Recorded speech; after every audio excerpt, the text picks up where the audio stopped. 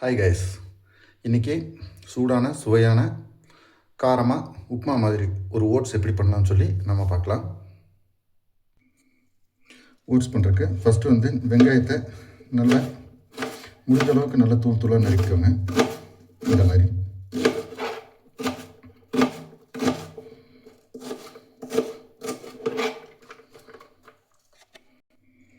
அடுத்தது தேவையான அளவுக்கு காரம் வேணும். அதுக்காக நான் பச்சை மிளகா எடுத்திருக்கேன். ஒரு 3 பச்சை மிளகா எடுத்திருக்கேன். 3 பச்சை மிளகா அதே மாதிரி கொஞ்சம் பொடிசாக நறுக்கிக்கோங்க.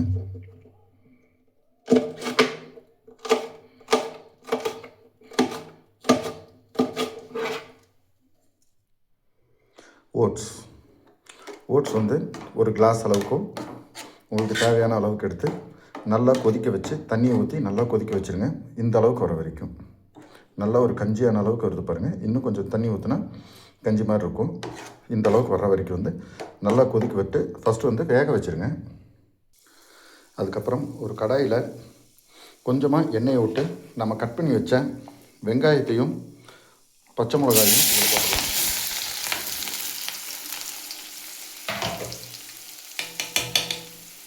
போட்டு நல்லா தாளிங்க. வெங்காயம் நல்லா வேகிற வரைக்கும் கொஞ்சம் நல்லா தாளிச்சுக்கோங்க. அந்த காரம் கொஞ்சம் இறங்கணும்.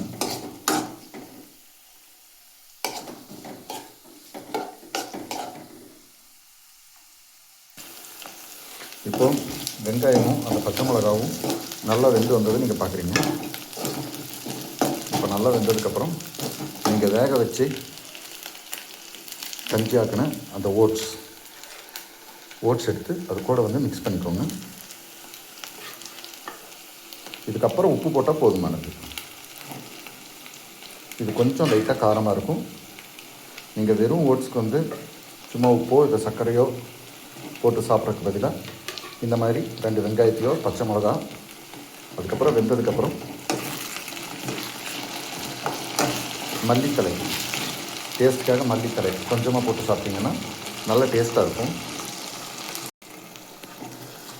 போட்டப்புறம் நல்லா பரட்டி விட்டுக்கோங்க. எல்லாமே நல்லா வேகிற மாதிரி பரட்டி விட்டுக்கோங்க.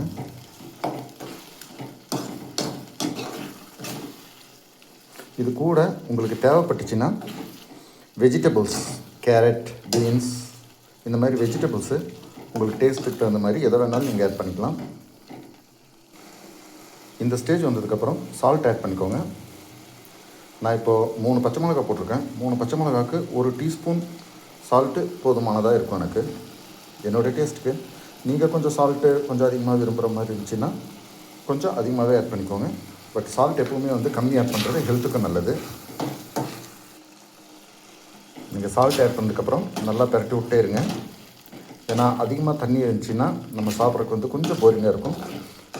லைட்டாக கொஞ்சம் ட்ரை ஆகிற வரைக்கும், அதாவது உப்புமா லெவலுக்கு கொஞ்சம் ட்ரை ஆகிருக்கு வெயிட் பண்ணுங்கள். கேஸ் கொஞ்சம் சிம்மில் வச்சுக்கோங்க.